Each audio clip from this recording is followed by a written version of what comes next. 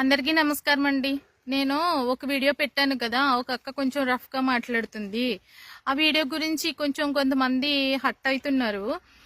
అయితే నేనేం చెప్పాలనుకుంటున్నానంటే, ఇప్పుడు అధికార పార్టీ నాయకుల్ని ఎవరైనా ఇంత మాట అంటేనే కేసులు పెట్టేసి నానా రకాలుగా హింసించేసి వాళ్ళకి జీవితం అంటేనే విరక్తి వచ్చేసేలాగా చేస్తున్నారు. అది ఆడవాళ్ళనైనా సరే కానీ మగవాళ్ళనైనా సరే కానీ ఆడవాళ్ళు అని చెప్పేసేసి కూడా కనికారం లేకుండా ఇష్టానుసారంగా ప్రవర్తిస్తున్నారు ఇప్పుడున్న ప్రభుత్వ నాయకులు, ప్రభుత్వ ఉద్యోగులు కూడా. అయితే నేనేం చెప్పాలనుకుంటున్నానంటే, అలా ఆ అక్క అంత రఫ్గా మాట్లాడుతున్న వీడియో పెట్టడానికి కారణం ఏంటంటే, నేను జగనన్న గురించి వీడియోస్ మాట్లాడి పెట్టాను.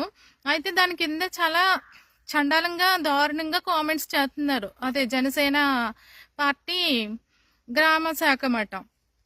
అయితే నాది ఏంటంటే, ఇప్పుడు నేను చెప్పేది, మీ నాయకుల్ని మేము కొంచెం చెయ్యలేని వాటిని మేము ప్రశ్నిస్తుంటేనే మీకు బాధ వచ్చేసి మీ మనోభావాలు దెబ్బతినేస్తుంటే, మరి మీ నాయకుడు మీకు ఎలాగ దేవుడో మా నాయకుడు మాకు కూడా అలాగే దేవుడు కదా.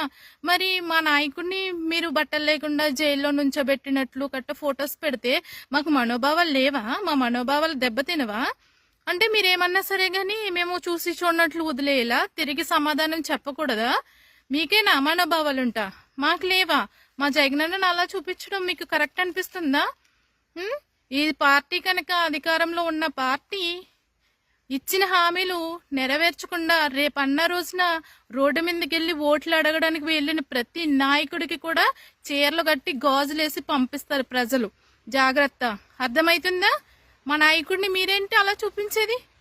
మీకు గట్స్ ఉంటే కనుక సింగిల్గా పోటీ చేసి మీరేంటి అనేది ప్రూవ్ చేసుకోండి. మేము ప్రశ్నిస్తుంటే మాకు ఇలాంటి కౌంటర్లు వేస్తారా? ఇలాంటి మాటలు పెడతారా?